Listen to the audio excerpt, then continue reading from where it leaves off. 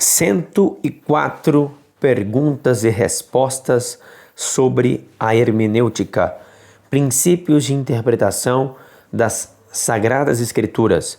E. Lund e P.C. Nelson, Editora Vida, 2012, São Paulo, São Paulo. 1. O que é hermenêutica? No dicionário, hermenêutica significa a arte de interpretar textos. No contexto cristão, hermenêutica faz parte da teologia exegética, que trata da reta explanação e da interpretação da Bíblia. 2. Para onde leva o fato de ignorá-la?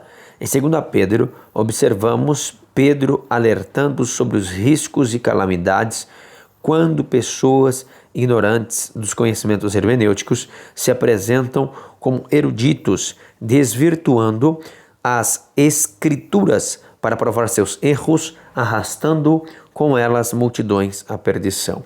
3. Por que existem os falsários e hereges? Devido à falta de conhecimentos hermenêuticos por aqueles que se apresentam como eruditos, desvirtuando as escrituras para provar seus erros, arrastando assim com elas multidões à perdição. 4. Para que nos foram dadas as escrituras?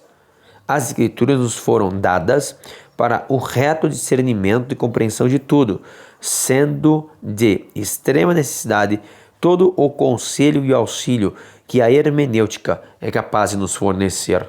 5.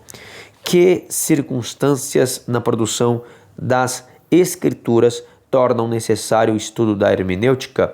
Devido à variedade de instrução, os autores bíblicos santos homens, variedades de épocas remotas em que foram escritos, países distantes e a linguagem simbólica tornaram a Bíblia no livro mais perseguido pelos inimigos, isso por causa do desconhecimento dos princípios sadios de interpretação. Esses motivos tornam necessário o estudo da hermenêutica. 6. Por quem, sobre qual assunto e em que épocas e lugares a Bíblia foi escrita? As Sagradas Escrituras foram escritas pelos santos homens de Deus, que falaram sempre inspirados pelo Espírito Santo, e que possuem uma educação bem diversa. Sacerdotes como Esdras, poeta como Salomão, profetas tal qual Isaías, guerreiros como Davi, pastores como, por exemplo, Amós, estadistas tal qual foi Daniel, dentre os sábios, como não falar de Moisés e Paulo, e dentre os pescadores, homens sem letra, pessoas tão simples como Pedro e João. Destes, alguns formulam leis seguindo o modelo de Moisés, outros escrevem histórias, outros como Josué. Alguns também escrevem salmos como Davi, outros provérbios tal qual Salomão, e ainda profecias feitas como por Jeremias, biografias e cartas como fizeram respectivamente os evangelistas e os apóstolos. Acerca do tempo, o período de Moisés se dá 4 séculos antes do cerco de Troia e 3 séculos antes do aparecimento dos mais antigos sábios da Grécia e a Ásia, como Tales, Pitágoras e Confúcio. Já o último autor bíblico, João, viveu cerca de 1500 anos depois de Moisés. Acerca do lugar, os textos bíblicos foram escritos em lugares tão diferentes como são o centro da Ásia, as areias da Arábia, os desertos da Judéia, os pórticos do templo, as escolas dos profetas em Betel e Jericó, os palácios da Babilônia, as margens do Quebar e em meio à civilização ocidental, tomando-se as figuras simbólicas, expressões de usos, costumes e cenas oferecidas por essa diversidade de locais. 7. De que maneira tais circunstâncias requerem conhecimentos hermenêuticos? Os autores bíblicos foram plenamente inspirados, mas não de tal modo que se tornasse desnecessário o mandamento de esquadrinhar as Escrituras e se desconsiderasse tamanha variedade de pessoas, assuntos, épocas e lugares. Essas circunstâncias tiveram influência não na verdade divina expressa na linguagem bíblica, mas na própria linguagem de que se ocupa a hermenêutica. Portanto, é necessário que elas sejam compreendidas pelo pregador intérprete e pelo expositor bíblico. 8. Por que razões certos eruditos negam a inspiração divina da Bíblia? Algumas cartas de Paulo que foram comentadas pelo apóstolo Pedro, 2 Pedro 3,16, contém algumas coisas difíceis de entender, as quais os ignorantes e instáveis torcem, como também fazem com as demais escrituras, as do Antigo Testamento, para a própria destruição. Infelizmente, algumas pessoas ignorantes dos conhecimentos hermenêuticos se apresentam como eruditos, desvirtuando as escrituras para provar seus erros, arrastam com eles multidões. 9. De que maneira científica se revela o invisível? Quais são os planos e também o procedimento divino? Nesse caso, em Romanos 1,20, Paulo disse: desde a criação do mundo, os atributos invisíveis de Deus, o seu eterno poder e a sua natureza divina, têm sido vistos claramente, sendo compreendidos por meio das coisas criadas. Portanto, o universo visível é um grande dicionário divino repleto de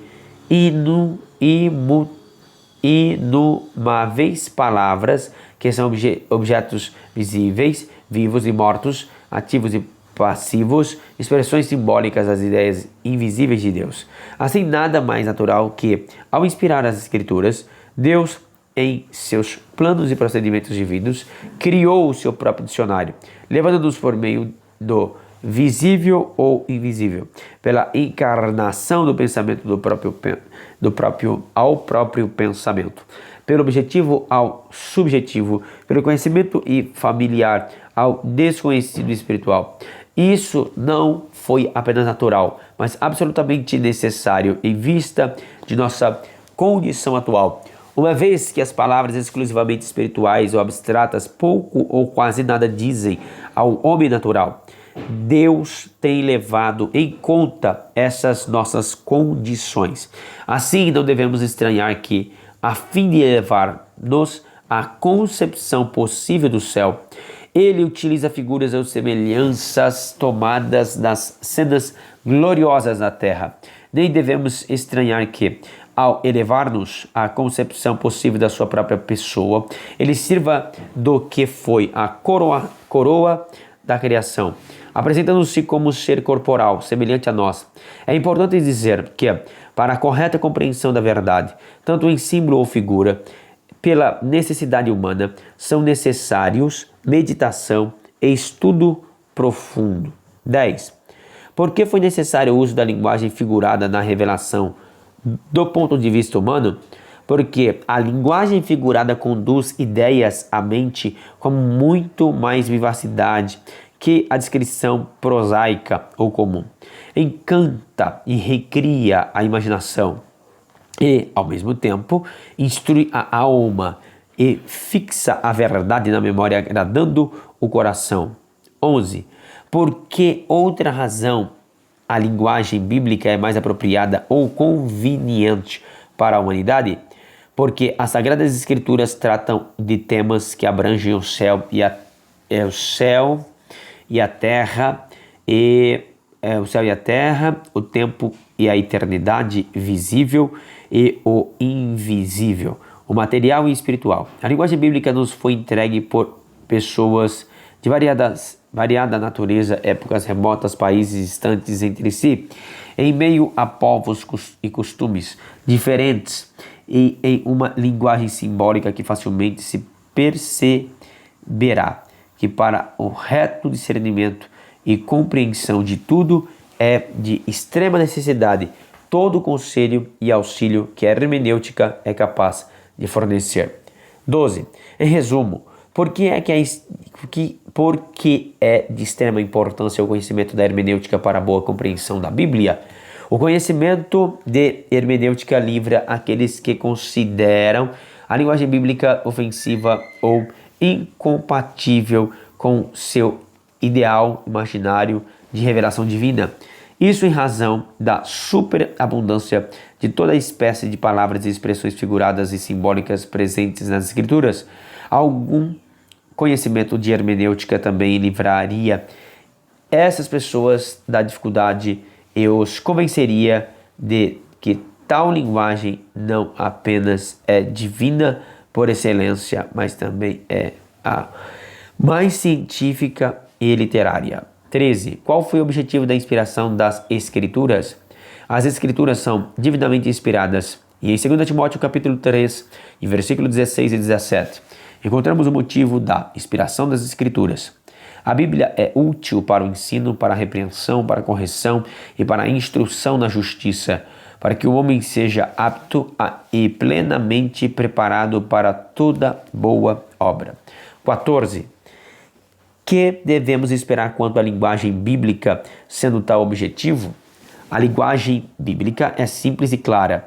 Nela encontramos os grandes princípios e deveres cristãos expressos em linguagem simples e clara, evidente e palpável. Cada página resulta a espiritualidade e santidade de Deus, e ao mesmo tempo a espiritualidade e o fervor demandam adoração. 15. Em relação a que pontos específicos a linguagem bíblica é muito compreensível, com relação à queda e à corrupção humana, a necessidade de arrependimento e conversão, aos assuntos relacionados à remissão do pecado em nome de Cristo e à salvação por seus méritos, a vida eterna pela fé em Jesus e ao mesmo tempo a morte eterna pela falta de fé no Salvador. 16. Como é possível haver nas Escrituras pontos obscuros que requerem cuidadoso estudo e correta interpretação? Os pontos obscuros que requerem cuidadoso estudo são os que necessitam de discernimento, pois há expressões nas Escrituras que foram escritas em países distintos e épocas distintas, bem diferentes da nossa. 17. Em quais casos necessitamos dos conselhos da hermenêutica? Unicamente nos casos de dificuldade e não com relação a simples e claro. 18. Como poderíamos, em primeiro lugar, para elucidar um ponto obscuro em qualquer documento ou legado apresentado em nosso favor? Através da explicação do autor, se isso fosse possível. 19. Se nos fosse oferecida a luz mediante a condição de trabalho, como procederíamos? Através da leitura e releitura, tomando as palavras, frases no sentido usual e corrente.